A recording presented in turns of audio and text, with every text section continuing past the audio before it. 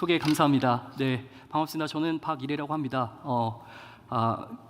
보스턴 인근에 있는 한 40분 거리로 차를 타고 가면 사우스 해밀턴이라는 곳이 있는데 그곳에 있는 골든 코넬 티올로지컬 세미너리에서 이번에 신학 석사를 마쳤습니다.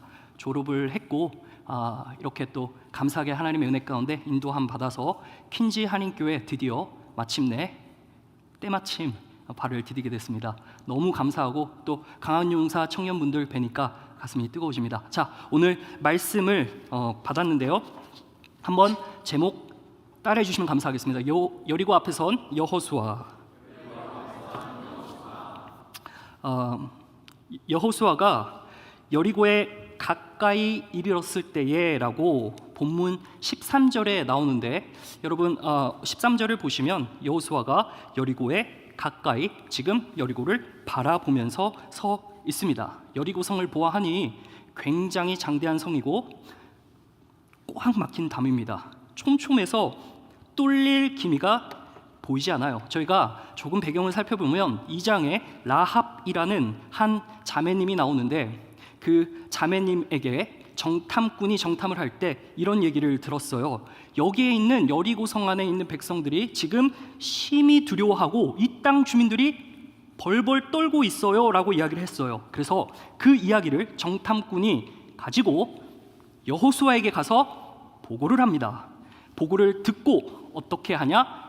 요단강을 건넙니다. 그게 3장에 나오고요. 그 요단강을 건넌 소식이 가나안 땅에 있는 모든 백성에게 소리 소문 없이 퍼지게 됩니다. 그러자 5장 1절에 보면은 어떻게 나오냐? 마음이 녹았고 플러스 정신이 혼미해졌다고 합니다. 그러니까 엄청 쫀 거죠. 쫄아서 어떻게 할 수 없는 상황에 이르게 된 거예요. 여호수아의 군대가 요단강을 건넌 소식을 들었을 때 말이죠. 자, 그런데 한편으로 여호수아의 입장에서는 이제 막 리더가 됐습니다. 리더가 되어서 이 200만의 군사를 이끄는 그러한 리더십을 보여줘야 할 때입니다. 얼마나 두려웠을까요? 지금 여리고성을 앞에 두고 그의 리더십이 도마 위에 올라가 있어요. 이제 평가받는 자리에 있게 된 것이죠. 하나님께서 약속하시마 주신 그 가나안 땅을 향해서 전진해 나아가는데 그 땅을 주셨다라고 이미 완료형으로 말씀을 하셨어요. 믿음의 선포를 한 셈이죠. 근데 현실은 어떻습니까? 눈앞에 딱 버티고 있는 여리고성이 있습니다. 여리고성의 구조를 조금 보면은 이 두 개의 벽으로 이루어져 있어요. 가파른 구릉지대 위에 이렇게 서 있는데 outer wall, 바깥 외벽이 높이가 5m가 돼요. 그리고 안쪽 벽은 대략 한 14m가 돼요. 그리고 바깥 벽과 이 내벽 사이에 거리가 한 3.5에서 5m가 됩니다. 그러니까 공격하면서 가더라도 오다가 다 맞고 죽습니다. 활을 맞거나 돌을 맞거나 뚝배기가 깨져서 다 죽게 되기 일쑤인 것이죠. 그러니까 현실을 보아하건대 하나님 주시리라 약속한 그 땅을 믿음으로 받고 나가긴 하지만 현실 앞에 처했을 때 여호수아는 정말 두려웠을 것입니다. 그러한 여호수아가 지금 한 사람을 봅니다. 오늘 그 한 사람을 우리가 조금 살펴보도록 할 텐데요. 자, 여리고 앞에 선 여호수아 무엇을 봤을까요? 한 사람이 칼을 빼어 손에 든 것을 보았습니다. 자, 본문 13절 다 함께 읽어보도록 하겠습니다. 본문 13절 다 함께 시작. 여호수아가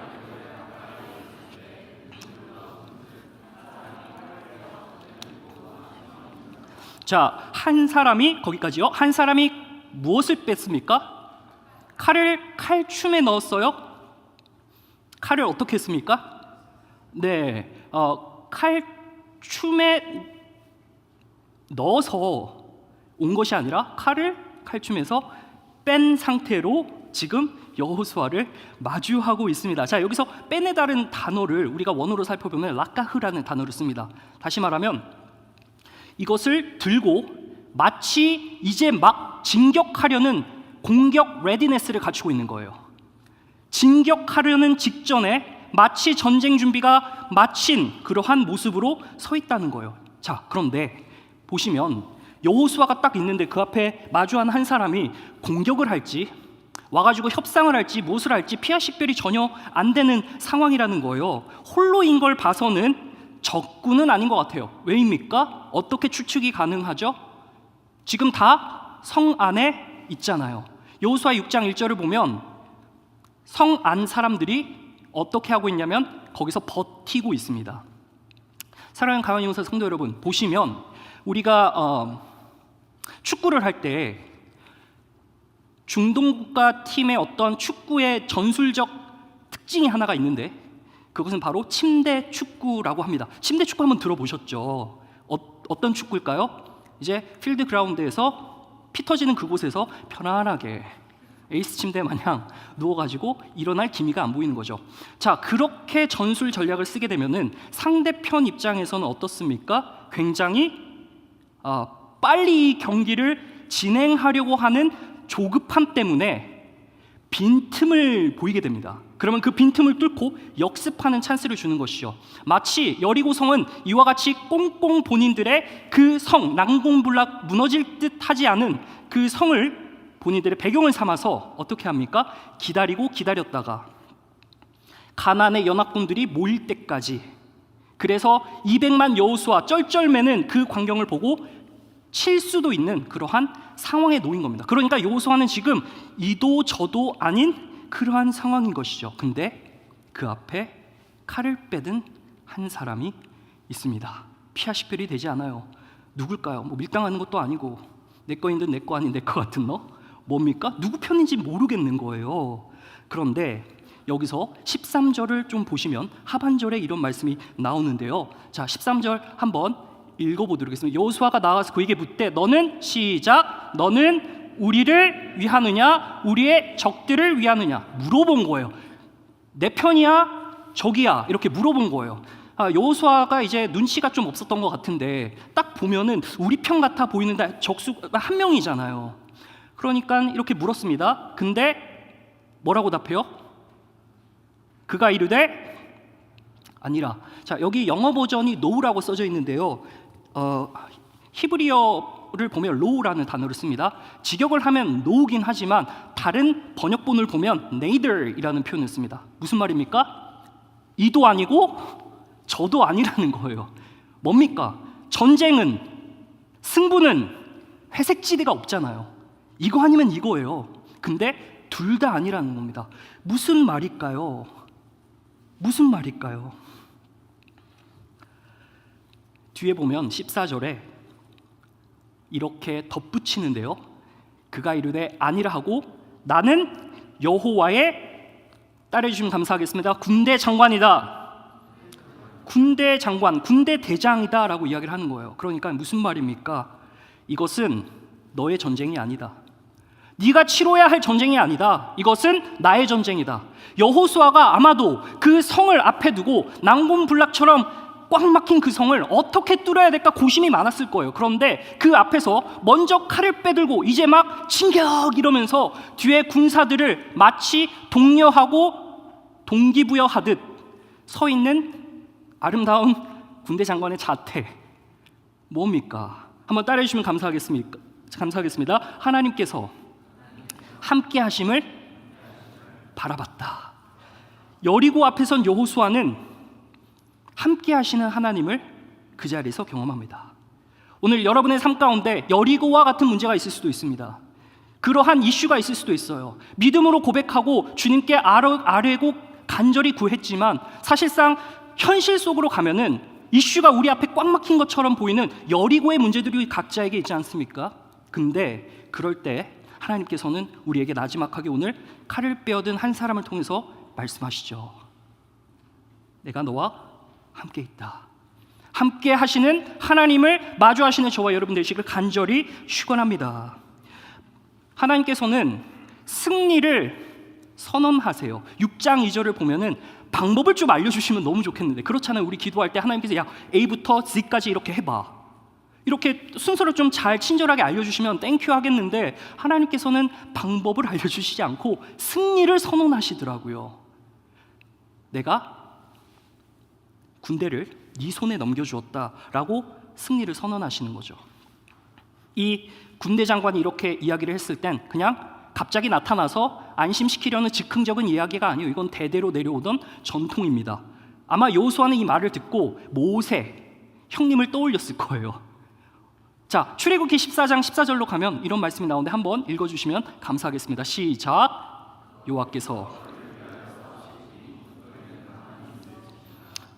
누가 우리를 위해 싸우신대요?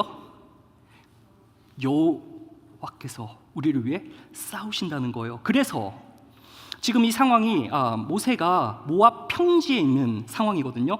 그 모세 아저씨가 이제 어디서 죽었습니까? 그 모압 평지에 산 오르다가 죽으셨잖아요. 근데 모압 평지에서 마지막 사역을 하면서 막 설교를 하실 때 이제 그곳에서 어떤 일이 벌어졌느냐? 모압 평지에 있는 모압 사람들이 전부 다 심히 두려워하고 있었다라고 민수기 22장 3절에 이야기합니다. 다시 말하면 비교를 하건대 지금 여리고성 안에 모든 사람들이 간담이 높고 정신이 혼미해진 상태인 마냥 너무나도 두려운 상태. 마찬가지로 모세 때에도 하나님이 너희와 함께하니 이것은 내 싸움이다. 내가 너희를 위해 대신 싸우겠다. 승리는 우리 것이다. 너희 것이다. 라고 말씀을 한 셈인 것이죠.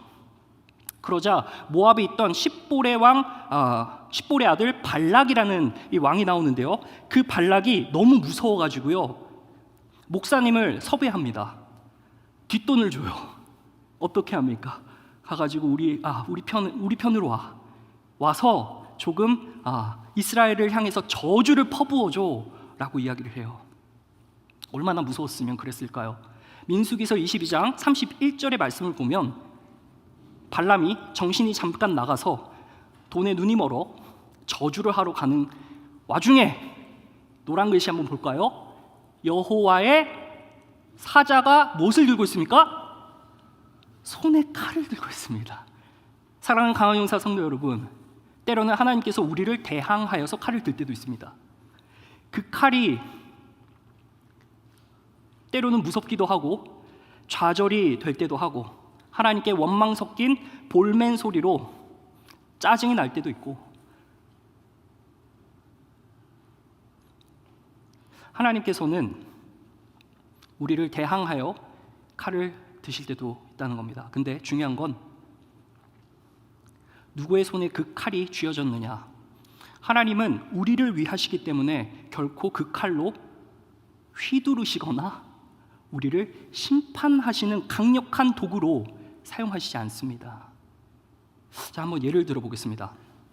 여러분, 제가 어렸을 때 저는 88년생 36살입니다. 한국 나이 37인데 오래전에 여러분 추적 60분이라는 그 다큐멘터리 같은 아십니까? 혹시 추적 60분 들어보셨으면 가만히 계셔 보세요. 네, 다 들어보셨군요. 추적 60분에 보통 어떤 스토리가 나오냐면 실제 상황, 즉 범죄자가 이 범행을 하는 그러한 이야기를 담고 있는 건데 저는 그걸 보면 너무 무서운 거예요. 하루는 엄마 아빠가 이제 세미나 가신다고 저를 두고 가신 거예요. 그때가 제가 한 5학년이나 6학년, 12에서 13 정도 됐던 것 같아요. 근데 그때 또 막 그때 일본 공포 영화 링이라는 거 아시죠? 링 1, 2, 3 나오고 막 저를 혼미하게 해가지고 너무 정신 없는 거예요.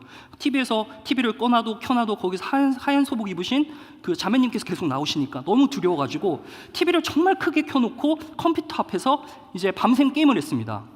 디아 땡로라는 게임을 하면서 거기에 무엇을 두었냐면 칼과 가위를 뒀어요. 왜인고 하니 제가 2층에 살았거든요. 그때 당시만 하더라도 아파트 2층에 도둑이 많이 든다는 이야기가 있었어요. 너무 두려운 거야. 그래서 가위를 들고 칼을 들고 도둑이 들어오면 어떻게 하려고? 협조를 부탁드립니다. 찌르거나 위협을 하거나 하겠죠. 찌르지도 못할 거면서. 근데 이제 그게 안심이 되는 거예요. 그런 경험을 하고 나서 한국의 숫한 청년 자매님들 이제 자취하시면서 홀로 지내시는 분들이 얼마나 무서울까라는 이 마음이 아주 조금은 공감이 가더라고요.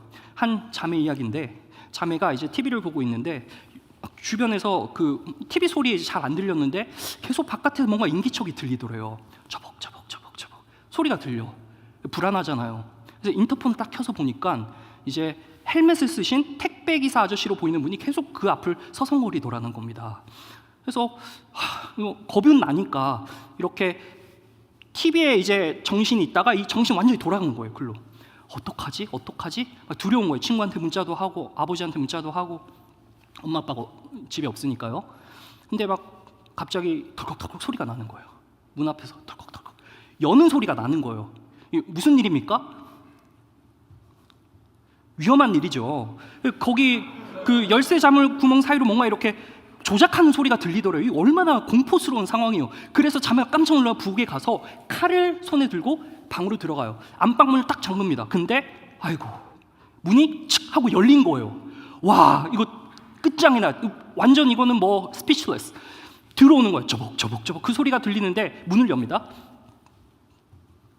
참고로 문은 3개가 있습니다. 안방에 들어갔는데 끼 문을 열어요. 없어. 저벅저벅 걸어가더니 어디로 가요? 부엌으로 가요. 그리고 거기서 칼을 꺼내는 소리가 들리는 것 같아요. 직감상 쇠부딪히는 소리가 나는 걸 들어보아하니 칼인 것 같아. 그리고 2번째 방에 들어갑니다. 문을 열어요. 끼 아무도 없어요.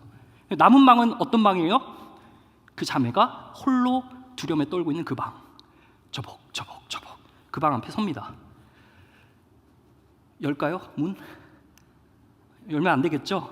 한번 열어보겠습니다. 착착 하면서 이제 열려고 하는데 안 되는 거예요. 계속 하는 거야. 너무 두려운 거예요. 근데 그 강도가 다시 자신의 방향을 틀고 거실로 가서 뭔가 이렇게 서랍 뒤지는 소리가 나요. 그리고 밖으로 나가게 됩니다. 그걸 확인하고 이제 자매가 나와서 너무 두려워가지고 빨리 엄마 아빠한테 먼저 전화를 해요. 112가 생각이 안 나가지고 번호가 생각이 안 나는 거예요. 그 쉬운 112가 생각이 안 나는 거예요. 그래서 바로 전화 목록 맨 위에 있는 어머니한테 전화를 딱 걸었어요.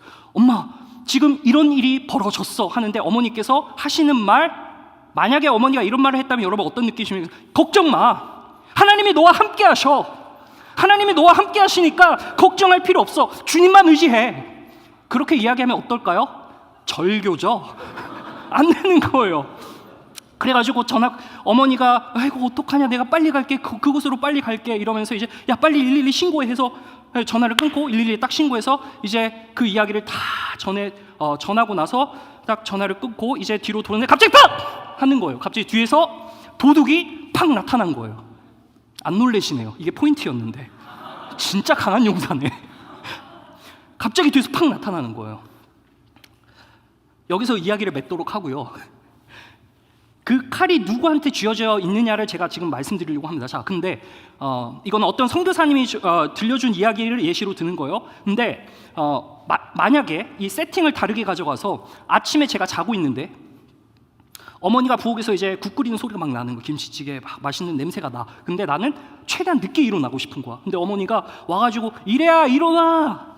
엄마 알겠어. 조금만 한 5분만 더 하는데 계속 자는 그런 적 다 있으시죠? 막 깨우는데 이제 안 일어나고 귀찮아요 엄마, 조금만 더 잘래요, 주님과 좀 더 대면할래요, 기도하고 있어요 등등의 이제 이야기를 하면서 조금 더 자잖아요. 근데 어머니가 너무 화가 나셔서 이래 안 일어나 하면서 걸어오더니 이 김치 국물이 묻어있는 칼이 오른손에 달려있는 김치 뚝뚝뚝뚝 떨어지는 거예요. 이거 보니 완전 공포 영화야.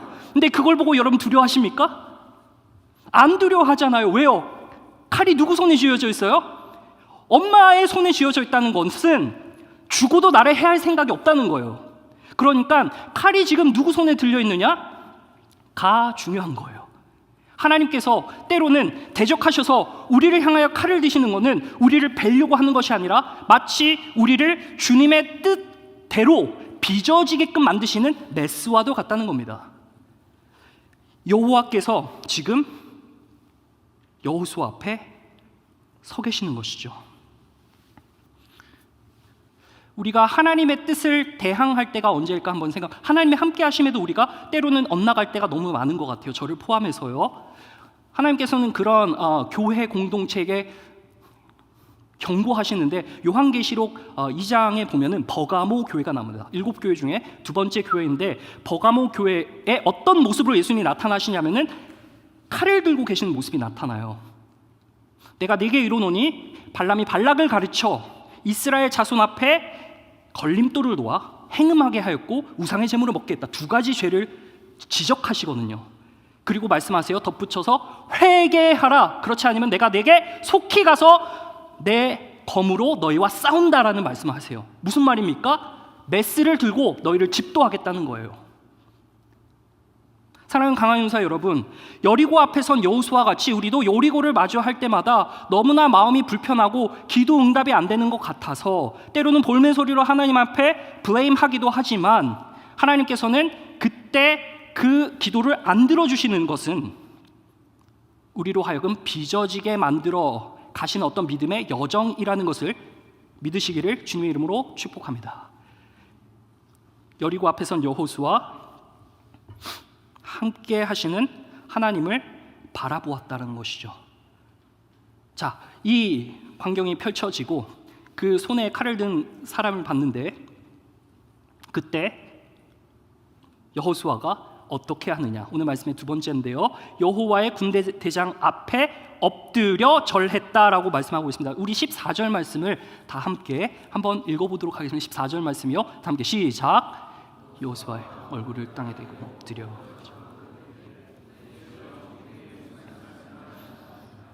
자, 여기서 엎드렸다라는 것은 단어 나팔이라는 단어를 쓰는데 fall flat, 완전히 납작 엎드린 거예요. 여리고 성이 나중 가서 완전히 무너졌을 때도 똑같은 단어를 씁니다. 자, 엎드렸다는 것은 단순한 두려움에 의해서 엎드린 것 같아요.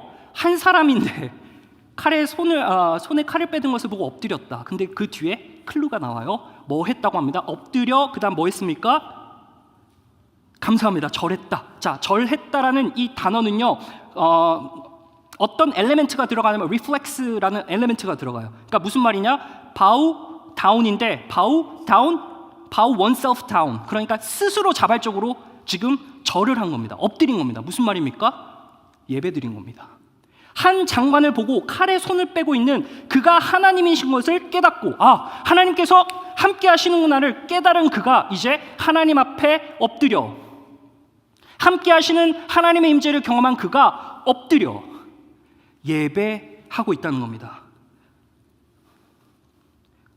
눈에 보이는 전쟁이지만 보이지 않는 힘이 그를 이끌고 있는 거예요. 여기서 여호와의 군대 장관이라는 것을 조금 더 세밀하게 그 뜻을 보면은 Army commanded by the angel of the Lord. 엔젤은 보이지 않는 존재예요. 그러니까 여호와의 군대 대장으로서 너희가 나 혼자 여기 서 있는 것을 보지만 사실 너희 뒤를 지탱하고 서포트해주는 많은 천사의 영적 전쟁이 지금 벌어질 예정이니 너는 나를 믿고 따라와. 그리고 그 군대를 영적 전투로 초대하고 있는 것이죠.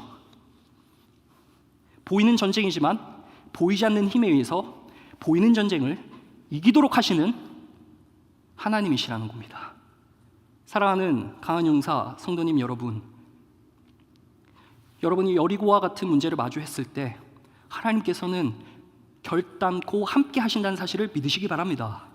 더 나아가서 그 주님께서 승리로 인도하시기에 그분 앞에 예배하시기를 부탁드립니다. 그 예배를 통해서 어떤 일이 일어나요?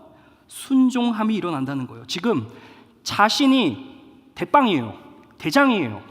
여호수아가 리더예요. 그런데 엎드려 절했다는 것은 자신의 권위와 지위와 포지션을 내어드렸다는 뜻인 것이죠.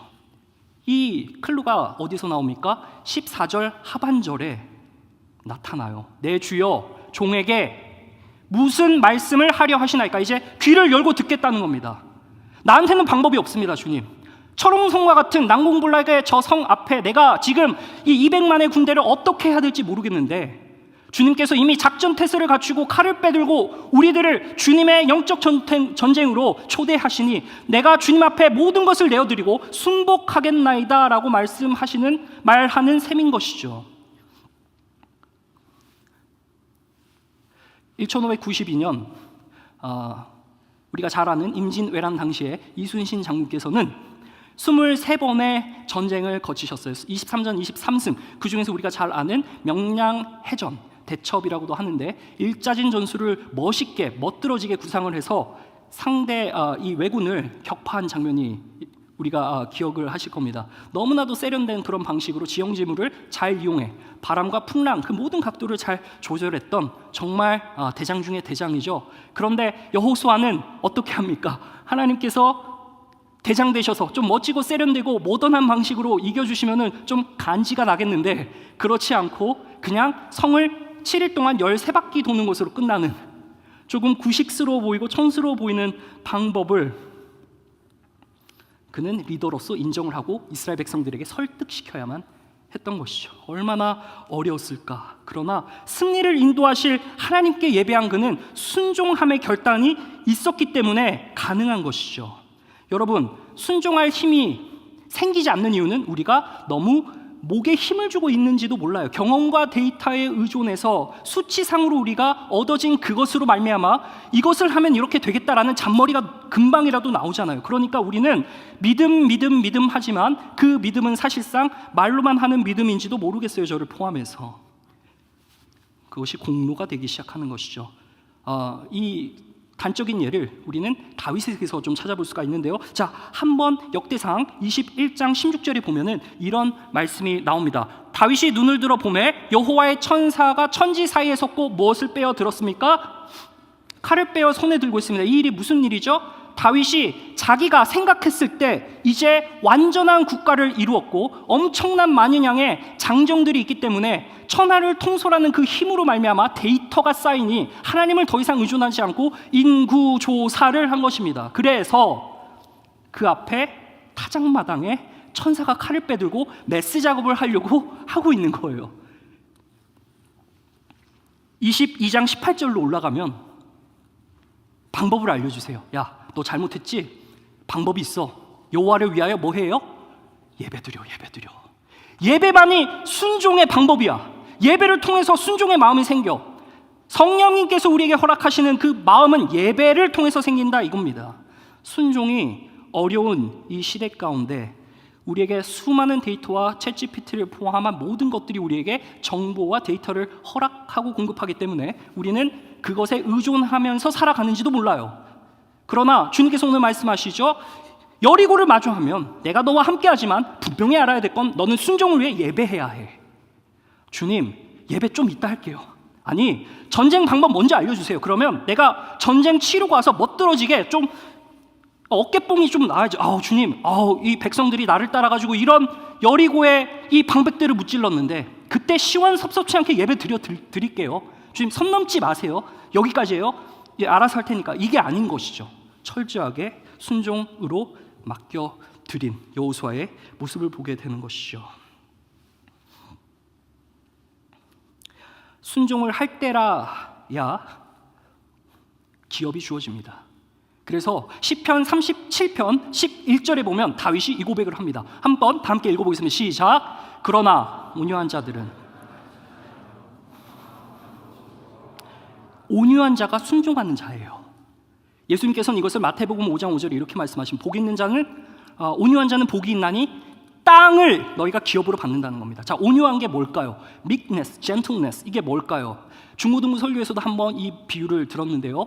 제가 예를 들어서 여기 앞에 계신 분께 성함이 혹시 어떻게 되시죠? 네, 수음 형제님에게 제가 생일 선물로 거뜬하게 제 재산을 털어서 모든 장부 계좌를 털어서 종말을 선물했어요. 말을 선물했어요. 어떠실 것 같아요, 기분이? 감사합니다. 좋다고 합니다. 선물을, 네, 그 정도는 안 됩니다, 제가. 자, 선물을 드렸어요. 근데 그 말이 untamed, 길들여지지 않았어. 그럼 어떠실 것 같아요? 네, 그렇죠. 힘들죠. 정말 잘 필터를 하셔서 말씀을 해주셨는데 저 같으면 욕할 것 같아요. 근데 만약에 그게 정말 잘 길들여졌어요. 드렸어요. 어떠실 것 같아요? 감사합니다. 기분이 너무 좋은, 가치가 달라지죠. 여러분, 그것을 테임한 사람은 마스터라고 했을 때 그 테임한 사람의 힘보다는 사실상 말의 힘이 더 세겠죠. 근데 이 온유함이라는 것은 프라우에스라는 헬라어 단어를 쓰는데 이 말의 뜻을 좀 거슬러 올라가 보면 더 큰 힘에 내 자신의 힘을 굴복하는 겁니다. 내가 힘이 있음에도 불구하고, 내가 알고 있음에도 불구하고, 우리 인간의 측면에서 말할 것 같으면 우리가 가지고 있는 관점이 있음에도 불구하고 더 큰 힘에 오롯이 우리가 굴복하는 것이 바로 순종이라는 개념인 것이죠. 승리만큼이나 중요한 것은 무엇일까? 그래서 준비입니다. 여러분, 오늘 이 본문 이전에 보면 5장 1절부터 11절까지의 말씀은 길갈에서 할례를 받았습니다. 할례, circumcision. 남자에게는 매우 고통스러운, 그때 당시 뭐 마취 주사도 없었을 거 아니에요. 되게 고통스러워하면서 회복되기를 기다린, 그때 뭐 한 거예요? 힘 빼놓은 겁니다. 순종을 가르친 거죠. 이스라엘 전역을. 그리고 여호수아 앞에 이제 드디어 선 것이죠. 칼 빼는 사람이. 여러분, 노는 불호라는 프로 아세요? 전직과 현직 사람들이 모여가지고 이제 썰을 푸는 건데, 본인의 어떤 운동 경험이나 이런 것들을, 자, 기본적으로 뭐 축구 선수, 야구 선수, 유도 선수, 펜싱 선수, 축구 선수 나와가지고 이제 썰을 푸는데, 그들이 이런 말을 합니다. 경기를 이길 때 어떤 자세로 나가냐? 내가 뭔가 이길 것 같은 확신이 드는데, 뭔가 좀 열심히 하면 될 것 같은 그런 컨디션이 있다는 거죠. 저는 잘 이해를 못하겠지만 그런 느낌이 있대요. 근데 나가서 내가 이길 것이라는 확신은 어떤 자신의 결단이나 어떤 확신, 어떤 그런 게 아니라는 거죠. 승리를 확신할 수 있는 가장 중요한 무기 중에 하나가 무엇이냐라고 이야기했을 때 대부분의 운동선수들이 손꼽아 이렇게 이야기를 합니다. 바로 preparation, 준비다라고 이야기를 하는 것이죠. 하나님께서는 이스라엘 백성들 길갈에서 힘 빼놓으시고 순종하도록, 그리고 준비되도록 어떻게 하신 거예요? 다듬으신 겁니다. 사랑하는 강한용사 청년 여러분, 우리가 하나님 앞에 다듬어지길 소망합니다. 그래서 주님께 순종을 내어드릴 수 있는 저와 여러분 되시기를 간절히 소망합니다. 마지막입니다. 여호수아 여리고를 바라보면서 그가 칼을 빼던 한 사람을 봤어요. 그게 뭐라고요? 함께 하신 하나님의 임재를 경험합니다. 그러자 그가 어떻게 됐어요? 엎드리지만 하지 않고 절했습니다. 하나님께 예배했습니다. 순종으로 자신의 지휘권을 내어드렸습니다. 그리고 이 군대 장관이 명령합니다. 최초로 처음으로, 네가 선 곳에서 무엇을 벗으라고 했을까요? 신으로 시작해서 신으로 끝납니다. 신을 벗으라고 했습니다. 자, 오늘 본문 15절을 한번 다 함께 읽어보도록 하겠습니다. 15절 말씀 다 함께 시작.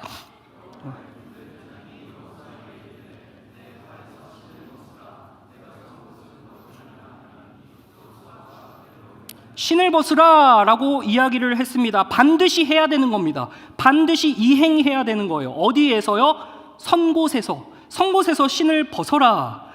주님께서 1장 3절에 발바닥으로 밟는 모든 땅을 너에게 주었다, 완료형으로 말씀하세요. 이미 주신 거예요. 믿음의 눈으로 바라보라 이거예요. 근데 현실은 여리고예요. 그래서 어찌할 바를 모르는 그에게 이스라엘 백성들을 전부 다 할례로 준비시키시고, 이제 네가 해야 될 것은 리더로서 너도 준비되어야 한다. 그새 신을 벗어라. 무슨 말입니까? 한번 따라해 주시면 감사하겠습니다. 구별됨으로 하나님께 결단해라. 삶의 터전에서 우리가 구별을 선포하는 겁니다. 아직 받지 않은 땅, 그럼에도 여호수아는 그것을 믿었다는 겁니다. 이것은 인간의 이성으로 설득으로 되는 것이 아닙니다. 우리의 마음의 할례가 있어야지만 가능한 사실입니다. 예배를 드리는 강한 용사 여러분들, 성령 하나님의 인치심이 여러분들에게 있기를 간절히 소망합니다.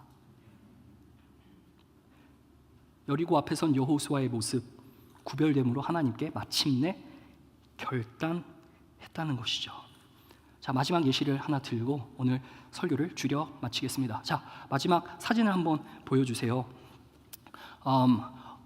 이 월계수 블라블라 신사들이라는 이 제목의 드라마가 있습니다. 꽤 오래전에 나왔는데요. 이 신구 선생님을 중심으로 드라마가 펼쳐진, 그 오른쪽에 보면 박정열 씨라는 분을 모티브로 삼아서 이 드라마가 만들어졌습니다. 이분이 17살 때 하나님을 영접을 했어요. 재능을 키워나갔습니다. 30년을 일해서 종로에서 1등 양복으로 말할 것 같으면은 네로라 하는 그런 집을 그리고 기업으로 키웠습니다. 독창적인 아이디어를 접목해서 1970년, 80년대 인터넷을 개설해 90년대 인터넷을 통해서 이제 자신의 양복을 선전하기 시작한 것입니다. 한 달에 200벌을 파는데 1997년 무엇이 터집니까? IMF 사태가 터집니다. 성공의 가두를 달리고 계시던 그분께서 갑자기 가게 문을 닫을 지경에 이르게 됐다는 거예요. 이제 찾는 손님들도 없고 렌트비가 연체가 생긴 거예요. 식솔은 고등학교 1학년, 중학교 2학년 자식들인데 학비를 내지 못할 정도라고 합니다. 와이프가 와서 물어요. 뭐 할 건지 묻습니다. 어떻게 할 건지. 그러자 답을 주지 못합니다. 이분이 연동교회라고 우리나라 최초의 교회 중 하나인 그 교회 집사님이신데요. 그 렌트비를 못 내고 허덕이면서 재정난에 어쩔 수 없이 이 가게의 일을 접고 나가려는 찰나, 당시 담임 목사님이었던 이성희 목사님이 어떠한 낡은 옷으로 누추한 옷을 입으신 한 목사님을 데리고 왔다고 해요. 그리고 양복 하나를 지어주라고 이야기를 한 거예요. 시골교회 개척하신 목사님이었다고 합니다. 갑자기 그 마음에서 거룩한 동기가 생기는 거예요. 맞아, 주님께서 나에게 맡기신 이 터전에서 내가 주님께 무언가 구별될 수 있는 게 있다면 내가 이 점포를 마무리하고 나가기 전에 이분에게 옷을 지어드리자. 그래서 섬기고 봉사를 결심합니다. 단정하지 못한 옷차림보다 인품을 더 잘 드러내는 옷을 맞춰드리고자 한 거예요. 그런데 그 일을 하다가 갑자기 기쁨이 솟아나면서 하나님이 맡기신 일이라는 사명을 다시 깨닫고 기쁨이 회복되기 시작했다고 해요.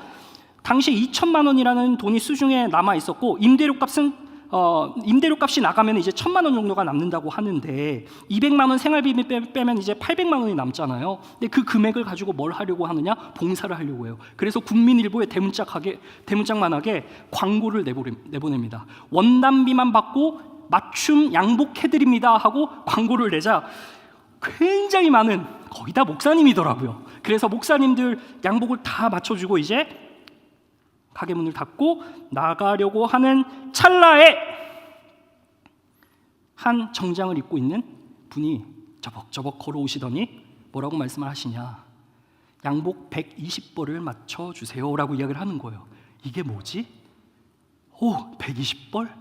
알고 보니까 여러분 그 야구 아시죠? 야구의 SK라는 구단인데 그 구단이 최초로 창설될 때 창설 멤버들을 위한 양복을 이 집에서 맞추기 시작한 겁니다. 그러면서 소리 소문이 퍼져서 이 박정열 씨가 하는 사업이 다시금 날로 주님의 축복으로 말미암아 이루어졌다는 거예요. 그분이 이렇게 이야기를 합니다. 자, 마지막으로 조금만 더 기다려주세요. 마지막입니다. 자, 성공하고 여유 있을 때 봉사를 한다지만 누가 그 시기를 알겠는가? 굳이 봉사의 때를 가릴 필요가 있는가? 자신의 재능에 대한 구별됨으로 결단해야 된다. 저도 가서 이거 한 벌 맞췄습니다. 이 이야기를 들려주시더라고요. 야, 이런 집사님이 이러한 길을 가셨구나. 제가 K식효 와가지고 너무 잘 먹어서 이제 이게 꽉 껴요. 여기 앞에 계신 정은교 전도사님도 꽉 낀다고 그러는데 조금만 더 먹으면 이제 못 입을 것 같습니다. 자, 아무쪼록에 말씀을 줄여 마치겠습니다. 사랑하는 강한 용사 성도 여러분, 길갈에서 할례로 준비된 강한 용사 공동체는 5장 12절에 보면, 오늘 본문 말씀 13절 바로 이전 12절에 보면은 평소에 얻어먹었던 하늘에서 떨어진 연약할 때 그냥 주님 주시던 만나를 더 이상 맛보지 못하게 됩니다. 이것이 기도의 응답입니다. 무슨 말이냐? 이제 너가 차지할 땅으로 가서 네가 수고로움을 이기고 할례를 받았으니 여호와의 군대 장관을 마주했으니 구별됨으로 그 땅에서 너희가 직접 경작해서 먹으라는 것이죠. 오늘 저는 여러분에게 도전하고 싶습니다. 하나님이 우리와 함께 하신다는 임재의 사실은 변함이 없어요.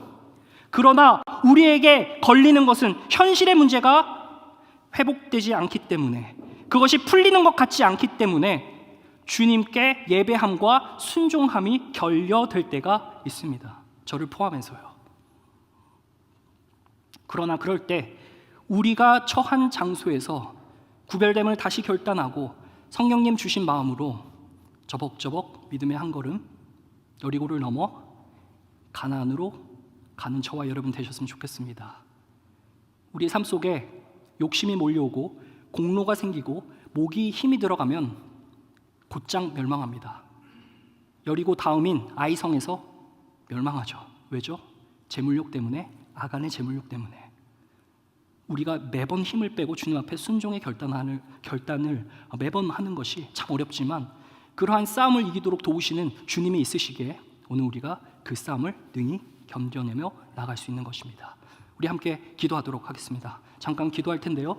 하나님 아버지 감사합니다. 오늘 이 시간에 우리에게 주신 이 여호수아의 여리고 문제를 마주했음에도 불구하고 주님께서는 은혜로우시고 자비하셔서 여호와의 군대 장관의 모습으로 나타나 우리들 대신하여서 싸우실 준비를 마치셨다는 그 사실을 우리가 보았습니다. 하나님, 이 시간, 이 순간 우리가 순종하는 결단함이 있도록 도와주십시오. 더 나아가서 우리가 머무는 그 처소마다 우리의 결단함이 주님께서 주시는 결단함이 되게 하시고 그 마음 가지고 우리의 터전의 확장과 우리의 터전의 선한 영향력을 내뿜을 수 있는 강한 용사 우리 청년 모두 될 수 있도록 도와주시옵소서. 예수님의 이름으로 기도합니다. 아멘.